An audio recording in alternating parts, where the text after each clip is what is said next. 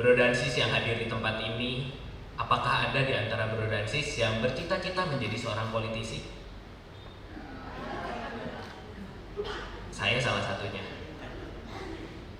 Mimpi itu datang ketika saya masih duduk di bangku SMP. Dan hari ini, saya duduk sebagai anggota DPRD termuda di Kota Bandung. Bro dan Sis sekalian, apakah hal ini adalah sesuatu yang perlu kita banggakan? Saya rasa tidak. Mari kita sejenak berpikir, mengapa generasi muda semakin lama semakin antipati terhadap politik? Mengapa generasi muda semakin lama semakin tidak percaya dengan yang namanya politik?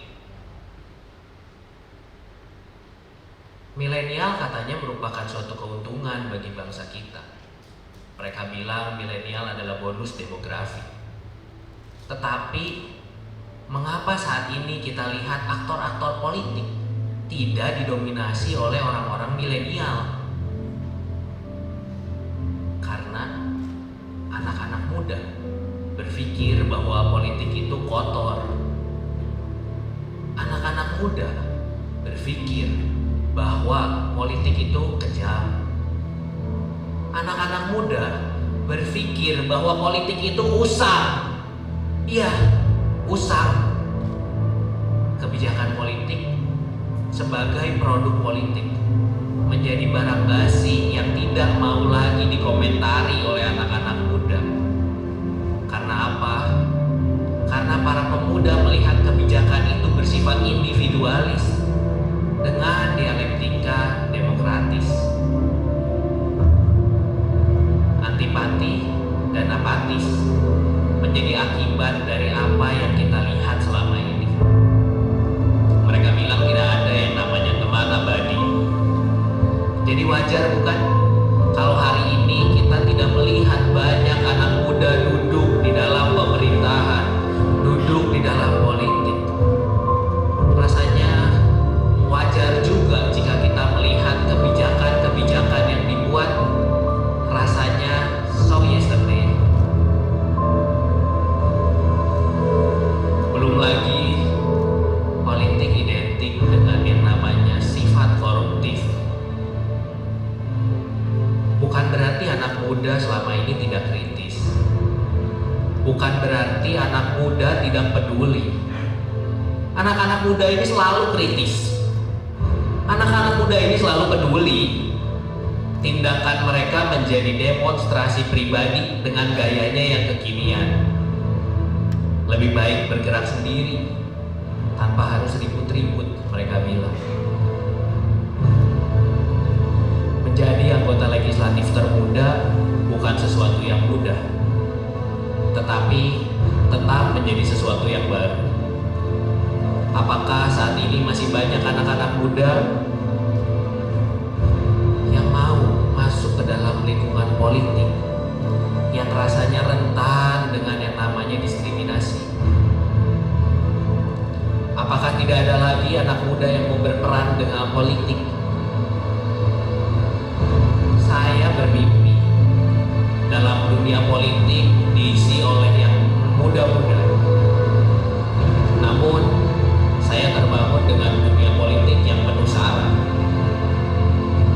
Kartini sebagai seorang pahlawan wanita menghembuskan nafas terakhir pada usia 25 tahun. Beliau hidup dan mati dengan perjuangan emansipasi untuk terus menginspirasi sampai hari ini. Wahai anak muda, politik yang kita lihat selama ini adalah karena pembiaran yang kita lakukan. Politik yang kita saksikan selama ini adalah karena pembodohan yang selama ini kita telantarkan. Politik yang kita rasakan saat ini adalah karena korupsi yang menjadi bahan tertawaan kita. Mata kita sengaja dibutakan dengan kekerasan. Telinga kita sengaja dibisikkan dengan kehancuran. suara kita sengaja dibungkam dengan keributan agar kita terpecah, agar kita apatis, agar kita tidak lagi peduli. Politik akhirnya dikuasai oleh mereka yang koruptif dan juga diskriminatif,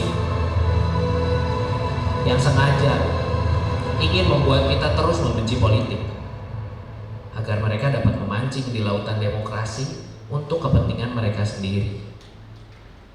Namun saat ini PSI hadir dan mulai bersuara. Kita seolah menjadi sama dengan mereka. PSI seolah menjadi bagian dari mereka yang sering membuat kegaduhan.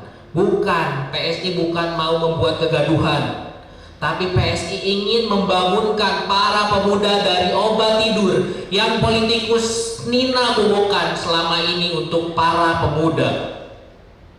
Percayalah, bro dan sis, saya adalah pemuda yang bertumpah darah satu, tanah Indonesia.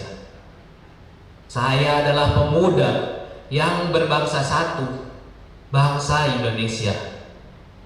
Saya adalah pemuda yang menjunjung bahasa persatuan, bahasa Indonesia.